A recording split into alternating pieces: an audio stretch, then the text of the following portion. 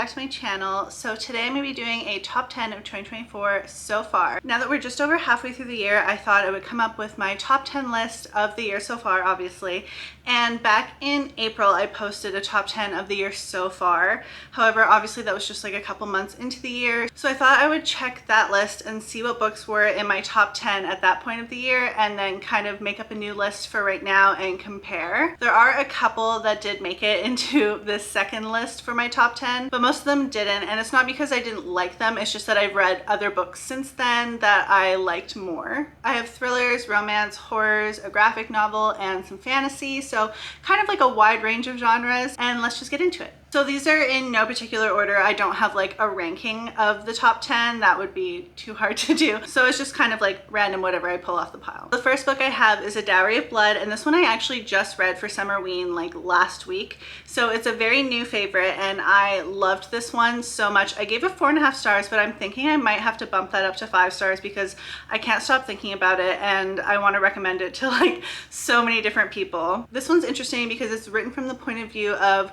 one of Dracula's wives. I believe it's his first wife, and her name is Constanza or Constanta. It depends on like where I've read it and heard it. I've heard it both ways, but the book is written in a series of letters that she is writing to him, and it was just really interesting. It was very dark at times. It was very morbid at times as well. This one was listed as a few different genres, but I am gonna agree with it was a horror and it was also a fantasy. The writing in this was like beautiful. It was so lyrical. I loved it. And yeah, like I said, I just can't stop thinking about it. The next one is Book Lovers by Emily Henry, and this one I read just this year, obviously, and it quickly became my favorite. Before that it was Beach Read and Funny Story tied, but then once I read this one like bumped those to tied for second, and this one is now like my favorite of Emily Henry's. I loved our main character Nora. I thought she was so relatable. I feel like I saw so much of myself in her, and I love that this one was kind of like a book about books. Obviously, I mean, it's called Book Lovers, but Nora and Charlie are our two main characters and they both work in the publishing industry. So Nora is an agent and then Charlie is an editor. They have to work together, but the first time they meet, it like goes really badly. They do not get along. And then Nora's sister is very pregnant and she wants to go on a little trip with Nora before she gives birth. So they go to this very small town where one of Nora's author's very popular books is set. Once they're there, they're just kind of like exploring the town, and who does Nora run into but Charlie? And it goes from there. I loved this one so much. I loved their individual stories, their backstories, and then I loved like seeing them interacting together. And yeah, I just loved this one a lot. So this one might seem kind of like a rash decision because I did just read it this morning, but that is Heartstopper Volume 1. I had not read Heartstopper yet, and I haven't seen the show because I wanted to read it first, but I've been putting off reading it because I knew I was going to be obsessed with it and it was just going to be like a whole new part of my personality. And so I've just been putting it off, but I finally got it from the library and I started this morning, finished it, like read it super quickly. I mean, it is a graphic novel, so it's not hard to do, but I just like ate this up, and I can't wait to immediately get to volumes 2 through 5 and then watch the show. I'm just super excited and I'm so happy that I finally read this. The next one is a thriller and it's called The Return of Ellie Black, and this one was so good. It kept my attention like from start to finish. I read this so quickly. I did not want to put it down. I was engaged the whole time. This one is about Ellie, who's a teenager that went missing 2 years prior, and present day she shows up in a park near her hometown in Washington State. One of her main characters' name is Chelsea. She's a detective, and her sister went missing when they were teenagers and has never been found, and it's just like very much a cold case. She has been kind of obsessed with trying to figure out what happened, especially now that she's a detective. She's really wanting to find closure. She's wanting to figure out what happened, and she really just wants to solve her sister's case. So when Ellie Black shows back up, she's seeing similarities in the two cases, kind of becomes obsessive about trying to connect the two cases, like Ellie Black's with her sisters. However, it's a bit difficult because she's not getting anything from Ellie. There's something like off about her. She's not saying where she's been, and she's not saying like who she's protecting by not going into that information, which is just kind of making Chelsea more like obsessive and like dead set on figuring this out. The way this unfolded was so good. I loved it, and I've only seen like really good things about this. Another one that I fell in love with is When the Moon Hatched, and this one is a fantasy romance, romantasy romantic fantasy, I don't know, but it's one of those, and it involves dragons, and I love pretty much everything with dragons, so I loved this one. And I knew going into this one that I would probably become obsessed with it, which I did, so that checks out. It has a very unique premise and magic system surrounding the dragon aspect that I hadn't seen or read before. So I really appreciated and enjoyed how it was different from like what I've seen previously. We have our main character Rave, and she is an assassin for the rebel group against like the big political system set up in this world. And I believe it's set up into like 4 different kingdoms. I actually don't remember now, but there's a lot that goes on in this one. I don't really want to go too much into this one just because I can't remember what would be a spoiler and what wouldn't. And the back really isn't giving much. But basically there's fae, there's romance, there's politics, there's dragons, and there's a pretty unique like magical system. Next I have We Used to Live Here, and this one I also just read for Summerween last week, and I loved this one. It was extremely scary, to me at least. I don't really read horror. I read a lot of thrillers, but I don't really read horror. So this one was very scary to me. I definitely had trouble with reading it like at night, even when it was still light outside, because it stays light out till like 10 p.m. It was just really scary for me. The way it ended was also like spectacular. I'm not going to say too much about this, but I will say it involves a couple, Charlie and Eve, and they flip houses. So they move into this old house with the intention of like renovating it, flipping it, selling it. Pretty soon after they move in, they get a knock on the door when Eve is home alone, and it's a family, and the husband and dad asks if he can show his family around the house because it was his childhood home growing up. And then they're not really like leaving. They're just like not really leaving. It's being turned into a movie, and I think it stars Blake Lively. So I can't wait to check that one out. I think it's going to be an amazing movie. The next one I have is House of Flame and Shadow, which is Crescent City 3.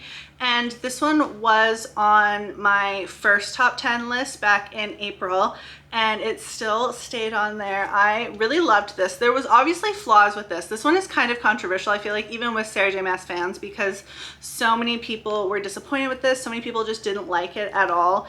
And I definitely see the points that people are making, and I get it, and I can agree with a lot of them, but I still loved it.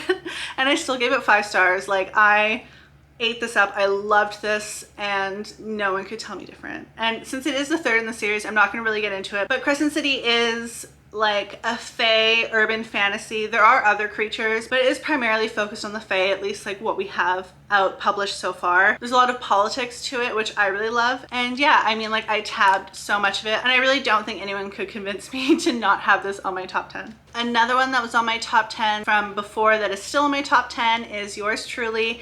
And this one I absolutely love. I just love this one so much. The anxiety representation in this is out of this world amazing. I recommend it to so many different people, either with anxiety or just everyone in general. Even if you just want to read it for the romance, you will still absolutely love this. And I have only heard good things from people with anxiety that also feel like they're very much seen in this one, and I just love that so much about this one. In this one we have 2 doctors that work in the same emergency room. There's Brianna and Jacob, and Jacob is pretty new to the hospital that he's working at with Brianna. He's not really hitting it off with Brianna. I'm not sure. I don't think he's hitting it off with like most people, actually.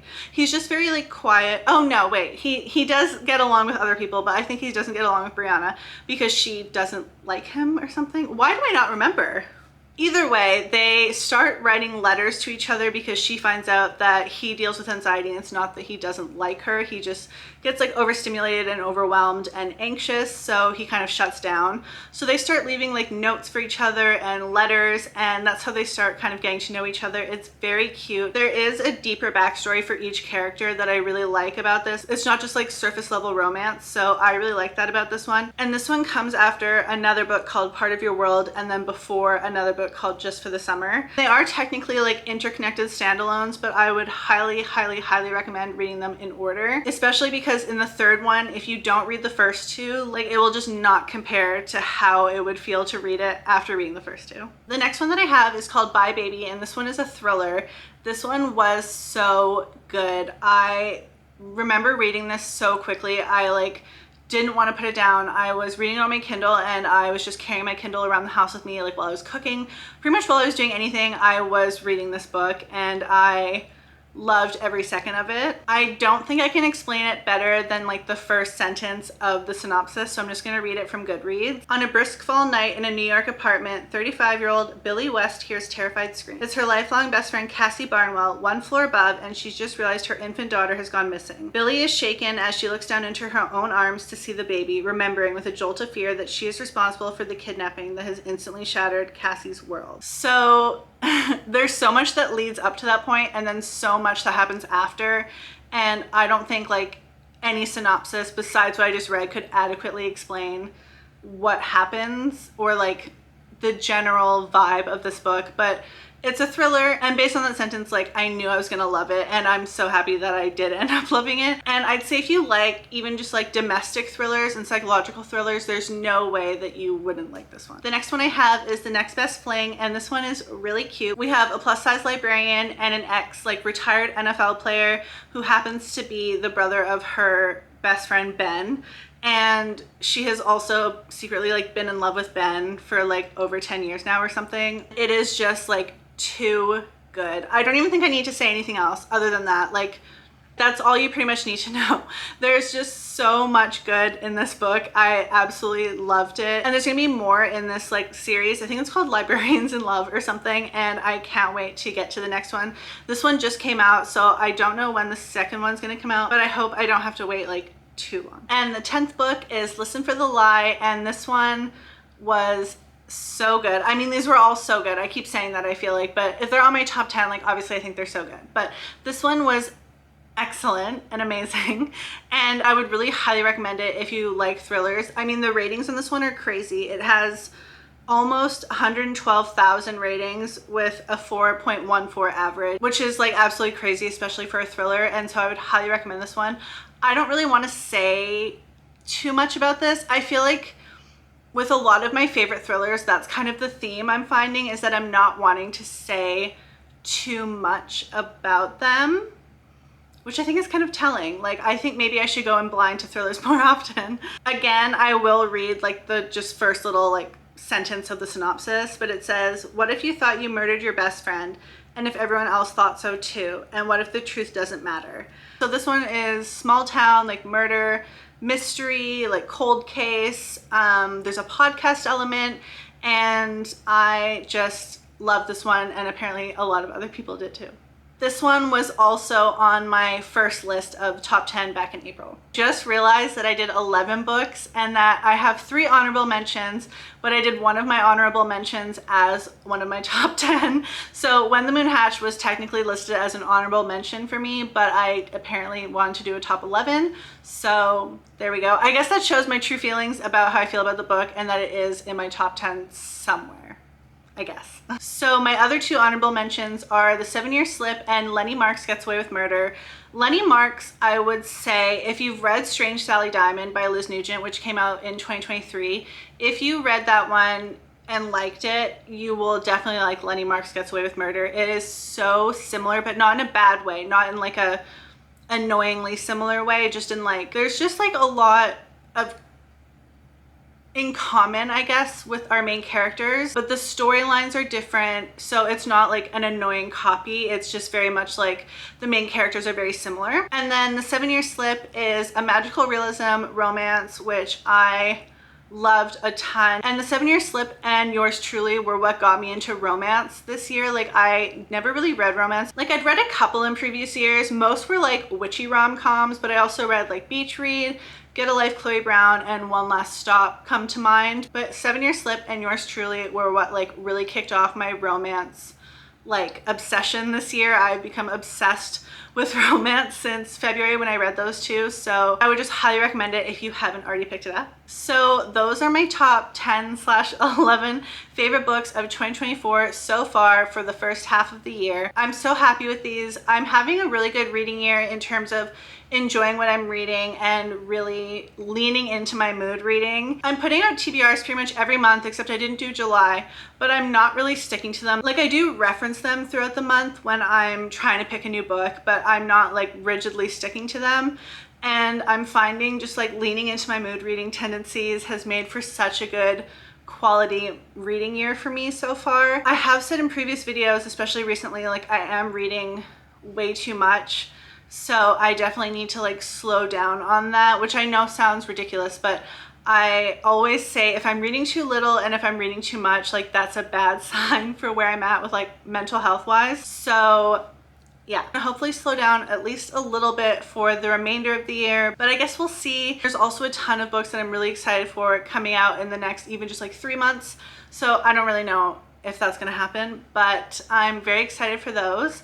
And I'm excited to see how my list changes again in, maybe I'll do another one in October and then another one at the end of the year. So that is my list for my top 10/11 of the year so far, and I will see you guys again soon. Bye.